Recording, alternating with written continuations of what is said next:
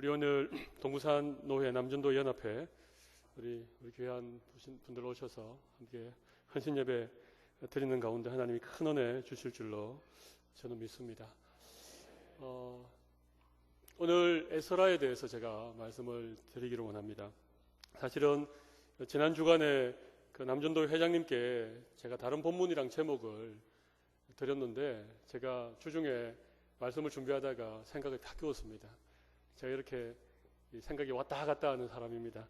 이게 좋을 것 같았는데 또 다시 생각해 보니까 그것보다는 이 본문이 좋을 것 같아서 왜냐하면 저희들이 요즘 그 새벽 기도를 에스라서를 가지고 하고 있습니다. 저희가 날마다 솟는 샘물이라고 하는 큐티 책이 있는데 이번 달 본문이 에스라서입니다. 에스라서를 그렇게 많이 접하는 성경은 아니지만 이 말씀 가운데 참 귀한 하나님의 은혜가 있는 것을 경험하게 됐고, 우리 새벽기도회에 성도님들이 많이들 나오십니다. 그렇지만 오후 예배만큼 많이 나오지는 않고, 또 특별히 동부산 남전도 연합회 회원들이 함께하는 자리이기 때문에 제가 주중 새벽기도회 때 나누는 말씀을 조금 더 제가 준비해서 오늘 오후 예배에 그리고 헌신 예배에 또 귀한 은혜를 함께 나누었으면 하는 마음이 있습니다. 오늘 설교 제목은 하나님의 사람 에스라 이렇게 정했지만 실제로 오늘 업그레이드, 이게 주제입니다. 우리 신앙의 업그레이드. 오늘 오후에 참석하신 분들에게 우리 신앙이 한 단계 업그레이드 되는 귀한 은혜가 있기를 바랍니다.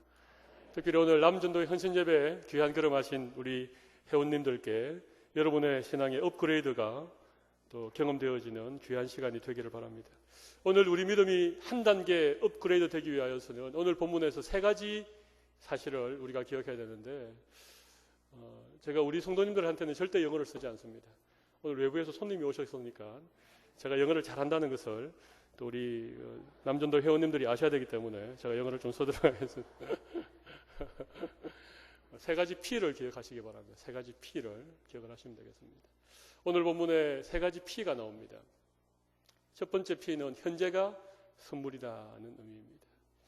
첫 번째 P가 뭐라고요? 현재가 선물이라고 하는 것입니다. 여러분, 현재라고 하는 영어 단어와 선물이라고 하는 영어 단어가 꼭 같습니다. 현재는 present고 선물은 present입니다. 스펠링은 꼭 같은데 발음이 약간 다릅니다. 근데 현재라고 하는 영어 단어하고 선물이라고 하는 영어 단어가 꼭 같습니다.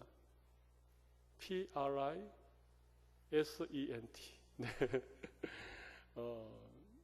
그래서 오늘이라고 하는 우리에게 주어진 이 현재가 하나님의 가장 귀한 선물이라고 하는 것입니다. 이 에스라는 그 7장 1절부터 이렇게 장엄한 족보가 쭉 나오지 않습니까? 에스라의 조상을 이렇게 따져가 보니까 그의 오대손이 누굽니까? 사독이라고 하는 제사장이었고, 그의 16대 할아버지는 이름으로도 유명한 모세의 형님이었고 이스라엘의 초대 제사장이었던 아론이었습니다.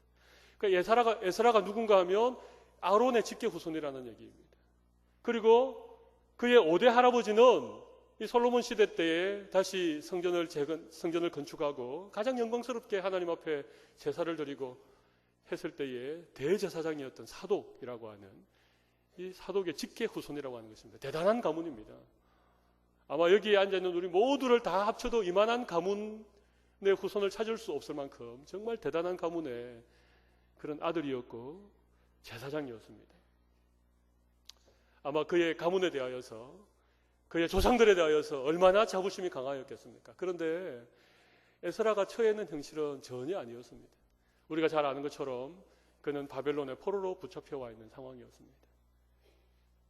이미 포로로 잡혀와서 세월이 많이 흘렀습니다. 그래서 첫 번째 포로 시기에서부터 첫 번째 기환에서 예루살렘 성전을 재건했던 것이 한 70년으로 보고, 예루살렘 성전이 재건되어지고 난 다음으로부터 또다시 50년이라고 하는 세월이 흘렀습니다. 그러니까 이 에스라는 적어도 바벨론이라고 하는 땅에서 포로된 사람들 가운데 태어난, 그죠? 그러니까 이스라엘은 한 번도 가보지 못했던, 예루살렘 성전을 한 번도 눈으로 보지 못했던 사람이었을 가능성이 많습니다. 그가 제사장의 가문이었고 그의 5대조가, 그의 16대조가 뭐 사독이든지 대사장 아론이든지 간에 상관없이 지금 에스라가 처해 있는 이 오늘이라고 하는 현재는 그냥 바벨론 땅에 포로로 붙잡혀와 있는 상황이었다는 것입니다. 여러분, 바벨론에서 제사를 드렸겠습니까? 바벨론에서 자기가 제사장이라고 제사장 직무를 감당했겠습니까? 전혀 그렇게 하지 못했으리라고 생각합니다. 제사장의 후손이고 그들의 조상이 빛나는 사람들이었지만 이 에스라는 그 바벨론 포로된 땅에서 제사를 드려본 적이 없는, 제사장의 이름은 가지고 있었으나 제사장의 직무를 한 번도 행할 수 없는, 마치 날개를 꺾인 사람처럼, 그런, 오히려 그가 제사장의 후손이라고 하는 것이, 그의 5대조가 사독이고 그의 16대조가 아론이라고 하는 것이 오히려 더 큰 인생의 짐이 될 만큼 그는 아무것도 할 수 없는 그런 상황 가운데 놓여 있었습니다. 그런데 여러분, 에스라는 그가 제사장이었지만 제사를 드릴 성전도 없고 제사장의 직무를 행할 수 있는 상황도 아니었기 때문에 그가 인생을 포기하거나 긴 한숨으로 세월을 보냈던 것이 아니고, 여러분, 에스라는 오늘 6절 말씀을 보십시오. 이 에스라가 바벨론에서 올라왔으니 그는 이스라엘 하나님 여호와께서 주신 모세율법에 익숙한 학자로서, 여러분, 에스라가 비록 제사장이었지만 그가 제사를 드릴 수 없는 상황이었지만 그는 그 현실이라고 하는 벽에 부딪혀서 자포자기하고 있었던 것이 아니라 그가 그곳에 살 수 있었던 최선의 일, 그게 무엇이었겠습니까? 모세의 율법, 하나님께서 모세를 통하여 이스라엘 백성들에게 주신 그 율법을 연구하기 시작한 것입니다. 철저하게 연구해서 적어도 율법에 관하여서는 가장 탁월한, 가장 전문적인 지식을 가진 사람이 되었습니다. 그래서 에스라를 일컬어 제사장 겸 율법 학사라고 우리가 얘기하는 것입니다. 그가 비록 제사장의 후손으로 제사를 드릴 수는 없었지만 모세 율법을 연구하고 또 연구하고 읽고 또 읽고 그 율법에 관하여서는 박사가 될 만큼 그런 탁월한 식견과 실력을 겸비한 학사가 되었다는 것입니다. 여러분, 그래서 이 에스라가 이 바빌론 땅에서 어떤 삶을 살게 되었습니까? 7절, 6절 그 하반절에 보면 그의 하나님 여호와의 도우심을 입어 왕에게 구하는 것은 다 받는 자가 되었다는 것입니다. 여러분, 그 포로된 땅에서 이 정도의 지위에 올라가는 것은 쉬운 일이 아닙니다. 왕에게 어떤 것을 구하고 그 구한 것을 다 받을 수 있는 그 왕의 측근이 된다는 것, 왕의 실세가 된다는 것은 거의 불가능에 가까운 일입니다만은, 여러분, 에스라는 오늘이라고 하는 현실에 최선을 다하는 것입니다. 여러분, 오늘 이 말씀을 통하여 여러분에게 주는 첫 번째 도전이 오늘이라고 하는 이 현재에 최선을 다하자. 오늘이 하나님의 선물인 것을 기억하자는 것입니다. 어리석은 사람은 지나간 과거를 늘 후회하고 늘 지나간 과거에 얽매여서 살아가는 사람들이 참 많이 있습니다. 그래서 입만 열면 옛날에, 과거에, 왕년에 뭐 이런 얘기를 하는 분들이 계십니다. 여러분, 지나간 과거는 이미 지나간 것입니다. 과거는 우리의 것이 아닙니다. 아직 다가오지도 않은, 아직 시작되지도 않은 그 미래에 대한 막연한 불안과 염려와 걱정 때문에 오늘이라고 하는 선물로 주신 이 현재를 허비하고 낭비하는 사람들도 어리석은 사람입니다. 지혜로운 사람은 과거를 후회하거나 미래를 두려워하는 것이 아니라 선물로 주어진 오늘이라고 하는 이 현재에 최선을 다하는 사람인 줄로 믿습니다. 이것이 첫 번째 우리 신앙의 업그레이드입니다. 현재에 최선을 다하실 수 있기를 바랍니다. 얼마 전에 인기리에 끝난 드라마 가운데 하나가 왕과 나라고 하는, 드라마가 아니고 해를 품은 달이라고 하는, 해품달이라고 하는 드라마가 있습니다. 아주 잘생긴 남자 주인공이 한 사람 나옵니다. 남자인 제가 봐도 굉장히 매력이 느껴질 만큼. 그 역사 드라마에 보면 이 왕세자가 나오고 그 다음에 왕의 이복 형제인데 대군이 한 명 나옵니다. 그렇죠? 그러니까 이 지금 현재 왕은 왕세자에게 모든 관심과 사랑을 집중시키고 오히려 이복 형제이긴 하지만 이 왕세자의 형제에게는 핍박을 하고 정치를 못하도록 하고 그렇게 하는 것들 여러분 보셨지요? 여러분 혹시나 충녕대군이라고 아십니까? 충녕대군. 여러분 들어보셨습니까? 이 충녕대군은 조선시대 태종이라고 하는 왕의 셋째 아들이었습니다. 그러니까 주로 첫째 아들이 왕세자가 되고 혹시나 이 왕세자가 무슨 유고가 있을 때에 둘째 아들이 왕위를 이어받을 가능성이 거의 희박하긴 하지만 있고, 그 다음 왕위가 이 셋째 아들에게 돌아올 가능성은 거의 불가능한 것입니다. 그래서 이 충녕대군이 나중에 우리가 잘 아는 세종대왕이 되었는데, 이 충녕대군은 역사 밖의 인물이었습니다. 왕의 전혀 눈밖에. 그래서 이 왕세자에게는 그 당시 가장 탁월한 학문이었던 사서삼경을 가르치고, 어떤 왕에 대한 그런 학문을 연마하게 그렇게 시켰지만, 이 셋째 왕자였던 충녕대군이었던 이 세종에게는 그냥 네가 하고 싶은 걸 다 해봐라. 그냥 네가 과학을 공부하든 업문은 한글을 말하죠. 업문을 공부하든 아니면 운동을 하든 예술을 하든. 그러니까 이 충녕대군 이 셋째 아들은 정말 그가 오히려 왕자로 태어난 것을 한탄할 만한 그런 상황이었는데, 여러분, 이 충녕대군이었던 세종이 말이죠, 역사적인 기록에 의하면 눈병이 날 만큼 독서를 했다는 것입니다. 과학이면 과학, 예술이면 예술, 모든 분야에 있어서 두루두루 독서를 통하여서 모든 지식들을 그가 눈병이 날 정도로 최선을 다하여서 그렇게 연마를 하고 있었던 것입니다.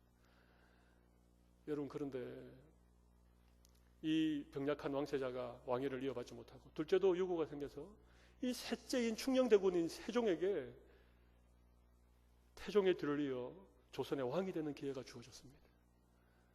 여러분, 우리가 잘 아는 것처럼 세종대왕은 얼마나 탁월한 왕입니까? 문무를 겸비한 왕이었고, 과학이면 과학, 예술이면 예술, 모든 분야에 탁월한 업적을 이루었던 조선 최고의 왕이 세종대왕 아닙니까? 여러분, 그는 현재에 주어진 상황에서 최선을 다한 사람이었습니다. 그의 신세를 한탄하거나 그가 오를 수 없었던 그 왕위에 대한 막연한 어떤 야심이나 기대를 가지고 그의 인생을 낭비하지 않았고, 오히려 그가 셋째 왕자였기 때문에, 그가 왕위를 계승할 가능성이 전혀 없었기 때문에 그가 유학이나 사서삼경만을 매진한 것이 아니라 모든 학문을 두루두루 공부할 수 있는, 눈에 눈병이 날 만큼. 여러분, 하나님은 결코 아무나 하나님의 위대한 구원 역사에 사용하시는 것이 아닙니다. 환경을 초월하는 믿음을 가지고 오늘 현재가 하나님의 선물인 것을 기억하고, 오늘 내가 처해 있는 이 현재라고 하는 이 하나님의 선물의 시간에 최선을 다하는 사람들에게 하나님이 은혜를 베푸실 줄로 믿습니다. 여러분이 에스라는 그런 사람이었습니다. 그가 대단한 가문인 것을 자랑하거나 오히려 그런 가문임에도 불구하고 제사장의 역할을 하지 못하는 것 때문에 자포자기한 것이 아니라 하나님의 율법을 연마하고 갈고 닦고 최소한 율법에 대하여서는 가장 탁월한 전문가가 되어줬을 때에 이 이방 나라의 왕이, 이 아닥사스다 왕이 그의 뛰어남을 바라보고 그를 가까이에 불러서 그가 원하는 것을 모두 다 들어줄 만큼 그런 탁월한 사람이었다는 것입니다. 여러분, 그 당시 세계 가장 강대국이었던 페르시아 제국, 이 페르시아 제국의 아닥사스다 왕은 여러분 온 세상을 다 다스리는 왕이었습니다. 여러분, 그 왕의 가장 측근에서 그가 원하는 것을 다 왕에게 소원을 아뢰고 그것을 다 들어줄 만한 대단한 위치에 있었던 에스라였지만 그는 거기에 만족하지 않았습니다. 그의 신앙의 두 번째 업그레이드, 두 번째 P는 뭔가 하면요, 제가 영어를 써서 죄송합니다. 고정관념을 무너뜨리는 것이었습니다. 영어로 말하면 패러다임 시프트입니다. 패러다임 시프트. 첫 번째는 현재가 선물이라고 말씀드렸죠. present is present라고 말씀드렸습니다. 두 번째는 고정관념을 깨뜨리는 것이었는데 영어로 말하면 패러다임 시프트입니다. 여러분, 그는 얼마든지 그 페르시아 제국에서 왕의 측근에서 제사장급 율법학자로서 탁월한 지위와 권세를 누릴 수 있었습니다. 호의호식하면서 편안한 삶을 구가하면서 모든 권력의 핵심을 그가 누리면서 살아갈 수 있는 좋은 조건에 있었습니다. 그러나 그의 고국 예루살렘으로부터 들려오는 소식에 그가 듣고 그는 눈을 떴습니다. 예루살렘 성전은 재건되어졌지만 하나님의 율법에 대하여 무지한 이스라엘과 예루살렘 백성들이 영적으로 피폐해져 있다는 얘기를 그는 듣게 되었습니다. 여러분, 그 당시 페르시아 제국의 수도 바벨론에 비하면 이스라엘의 수도이기는 하지만 이 예루살렘은요, 정말 시골 중에서도 아마 비교할 수 없는 곳이었습니다.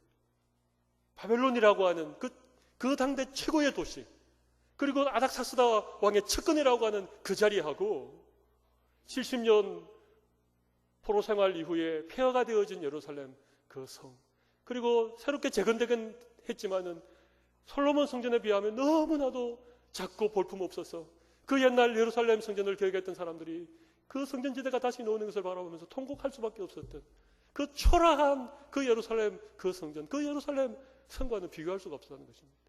두 번째 포로교회는 이 에스라가 주도해서 귀환을 했고, 마지막 세 번째 포로교회는 느헤미야가 주도해서 예루살렘으로 돌아옵니다.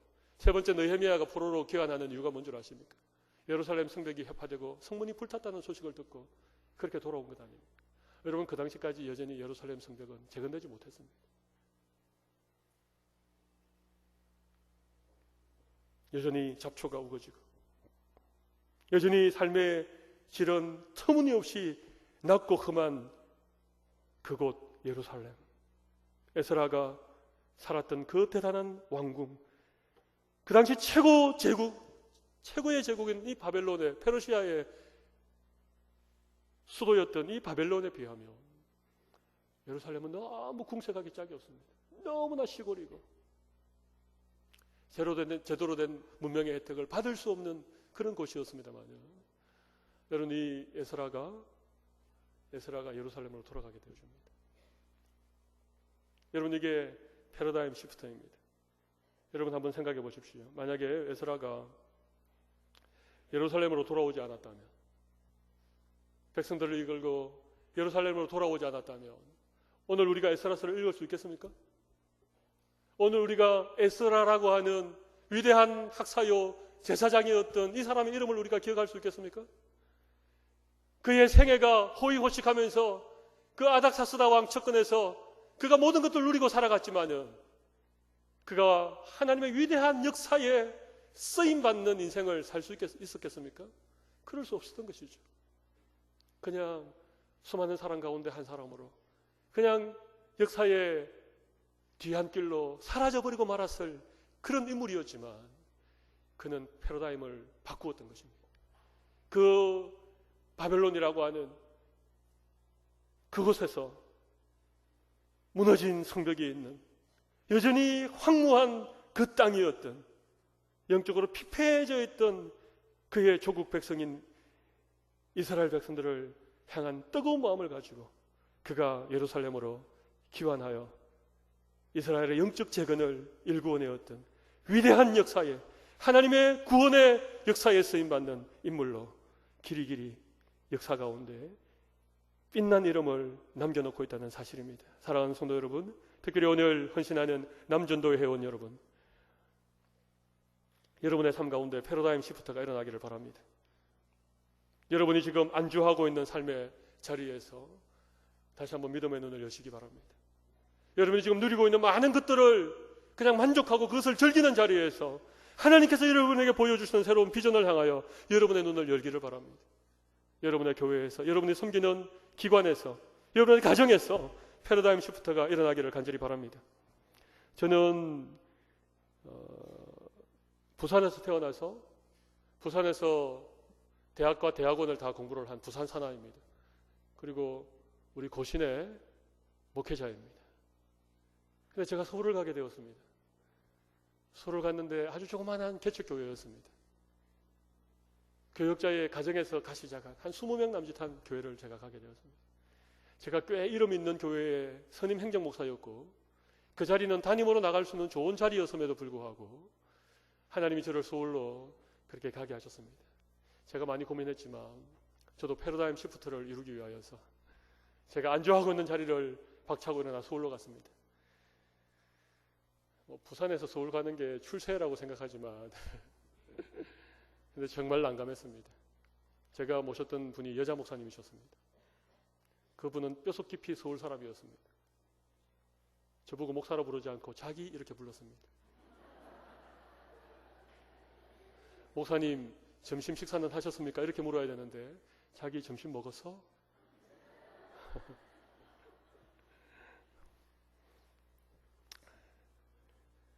매일 학교 식당을 물걸레로 닦았습니다.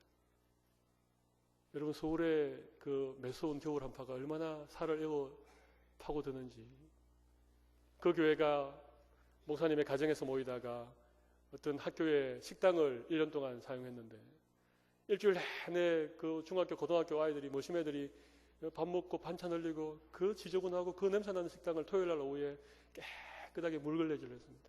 제가 그래도 잘 나가는 교회 선임 행정 목사였는데 서울 와서 여자 목사에게 자기 소리 들어가면서 걸레질을 하고 있는 것입니다.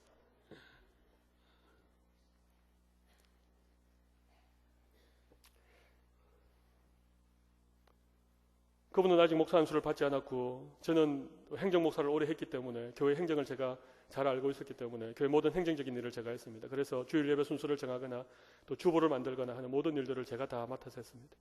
토요일날 오후 늦게까지 그 식당 바닥을 다 청소하고 예배당을 세팅을 하고 나서 이제 주보를 마감을 하는데 주보의 순서, 예배 주일 그 다음 날 예배 주일 예배 순서를 다 정해 놓습니다. 뭐 기도는 어떤 분이 하고 뭐 찬양대는 뭐 근데 꼭 밤에 10시나 11시가 되면 저에게 전화가 오는 것입니다.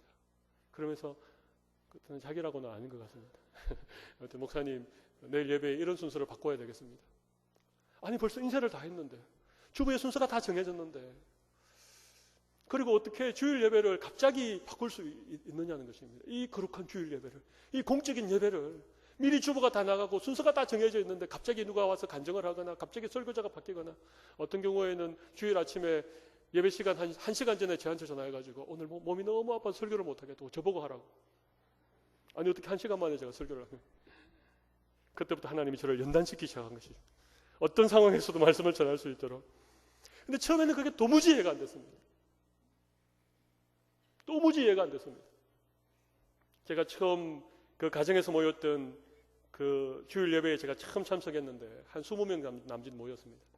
그러면서 우리 교회랑 같이 이렇게 제가 그 교회 이제 협동으로 사역을 했고 큐티 선교회라고 하는 것에 총무를 했는데 우리 교회에서 이렇게 승길 목사님이 새로 오셨는데 소개를 하겠다고. 그런데 마이크를 저에게 주는 것이 아니고 제 아내에게 먼저 마이크를 주는 것입니다. 여러분 세상에 이런 일은 있을 수 없습니다. 경상도에서는 상상할 수 없는 일입니다. 어떻게 이 목사이면서도 남편인 제가 먼저 얘기를 하지 않고 여자이면서 제 아내인 사모에게 먼저 마이크를 주면서 소감을 얘기하라고 하는 게 세상에 어디 있습니까? 제가 별천지에 왔다는 생각을 하게 되었습니다. 그래서 제가 아내가 얘기를 하고 나서 제가 마이크를 들자마자 세상에 이럴 수는 없습니다. 제가 그렇게 농담삼아 했던 얘기를 그 뒤에도 여러분들이 얘기를 했었습니다. 아무튼 이게 패러다임 시프트예요. 저에게 있어서는 패러다임 시프트였습니다. 그러다가 하나님께서 서울의 큰 교회를 섬길 수 있는 교회를 주시고 그곳에서 또 좋은 목회의 경험을 하게 되었습니다. 근데 제 마음속에 계속해서 부산을 품고 기도를 하는 마음들이 생기게 되었습니다. 제가 태어나 자랐던 고향이고 또 제가 사랑하는 우리 거신이 이 터줏대감으로 이 지역에 영적인 책임을 지고 있는 이 부산 지역이 늘 제 마음에 있었습니다. 그래서 제가 기도하면서 부산 지역으로 이렇게 목회를 했으면 하는 마음이 있어서 이런저런 일이 있었습니다만 하나님께서 부산 범침교회로 보내주셨습니다. 제가 부산 내려간다라고 그러니까 많은 분들이 왜 부산을 가느냐, 서울이 얼마나 목회하기가 좋은데 왜 부산을 가느냐. 그러나 저는 하나님께서 저를 부산에 보내신 이유가 분명히 있다고 생각합니다. 저 나름대로는 패러다임 시프트를 한 것입니다. 부산에서 서울로, 서울에서 부산으로. 뭐 제 얘기를 드려서 죄송합니다만은 오늘 이 에스라가 저와는 비교할 수 없는 패러다임 시프트를 하게 된 것입니다. 여러분 현재 있는 자리에서 여러분 일어나시기 바랍니다. 오랫동안 여러분의 고정관념으로 붙잡고 있었던 그런 신앙의 틀들을 깨트리시기를 바랍니다. 그것이 깨트려지지 않으면 우리가 늘 그냥 그 자리에 안주해 있고 그 자리에 머물러 있는 10년이 지나고 20년이 지나고, 여러분 10년이면 강산을 변한다는 말은 옛날 얘기입니다.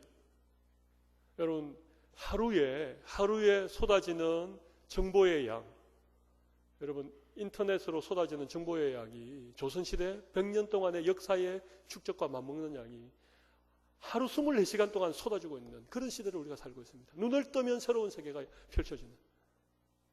그런데 여러분이 부산은 좀 보수적인 지역이고 특별히 우리 남전도의 회원들이 섬기는 교회도 아마 크게 다르지 않다라고 생각을 합니다. 여러분 패러다임 시프트를 하십시오. 변화를 시도하십시오. 새로운 비전을 향하여 여러분 믿음의 걸음을 내디디시기를 바랍니다. 바벨론이라고 하는 그 화려한 왕궁에 왕이 주는 음식으로 만족하면서 살아가는 그런 이빨 빠진 에스라가 아니라 그가 평생토록 갈고 닦고 연마했던 그 율법을 가지고 예루살렘 성전으로 돌아가서 대제사장의 직무를 감당하면서 영적으로 피폐해져 있는 그 예루살렘 거민들을 향하여 이스라엘 백성들을 향하여서 율법을 가르치는 그 위대한 인생에 에스라의 남은 생애가 투자되어진 것처럼 여러분의 인생에 패러다임 시프트가 일어나기를 바랍니다. 남전도의 회원쯤 되면 이제 지긋하게 연세가 있으시지요? 안수 집사님이나 장로님들이 되시지요? 이제는 남은 인생 그냥 살아가겠다. 천만의 말씀입니다. 오늘 그러지 않으시기를 바랍니다. 하나님께서 오늘 이 말씀을 통하여 도전하시는 이 말씀 앞에 마음의 문을 여시고 새로운 비전의 눈을 여시기를 바랍니다.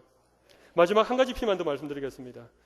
첫 번째 P는 present is present라고 제가 말씀드렸고, 두 번째 P는 패러다임 시프트를 말씀드렸습니다. 세 번째 P는 10절에 있는 말씀 가운데 제가 찾아보았습니다. 10절 말씀 보면 이런 말씀이 있죠. 에스라가 여호와의 율법을 연구하여 준행하며, 이게 중요합니다. 여호와 율법을 연구하여 준행하며 율례와 규례를 이스라엘에게 가르치기로 결심하였었더라.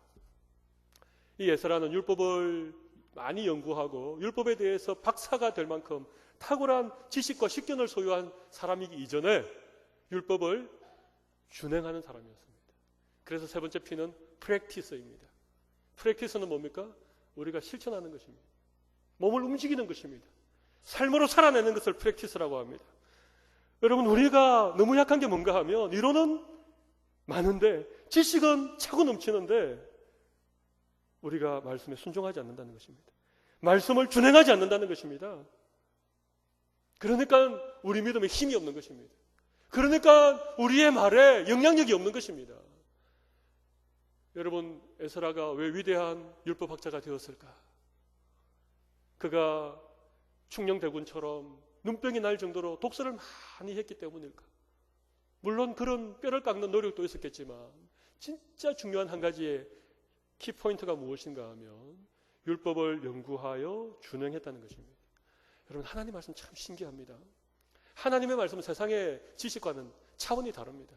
살아있는 하나님의 말씀이기 때문에 성령의 감동으로 기록되어진 말씀일 뿐만 아니라 이것이 수천 년의 역사를 지내오면서도 이것이 소실되거나 이것이 없어지지 않고 오늘 또 66권 그대로 수많은 나라의 말로 번역이 되어지고 그렇게 했지만 여전히 이 말씀을 펼칠 때마다 성령께서 역사하시고 하나님의 그 감동을 통하여서 우리에게 생명의 말씀이 되는 것은 이건 신비한 하나님의 말씀이 아니고 도무지 설명할 수 없는 그런 것입니다.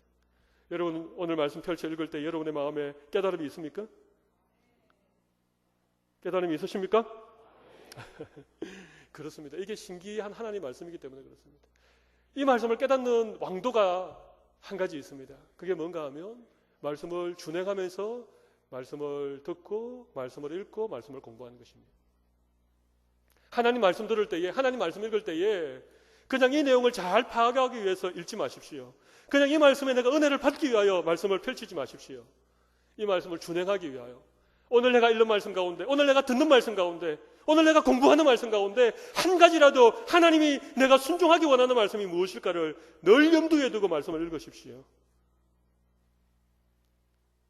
내가 순종한 말씀, 내 삶에 준행한 말씀, 프랙티스, 실행한 말씀은 그 말씀이 내 뼈에 새겨지고 내 심장에 잘 박힌 목과도 같이 그렇게 새겨지게 되는 말씀입니다.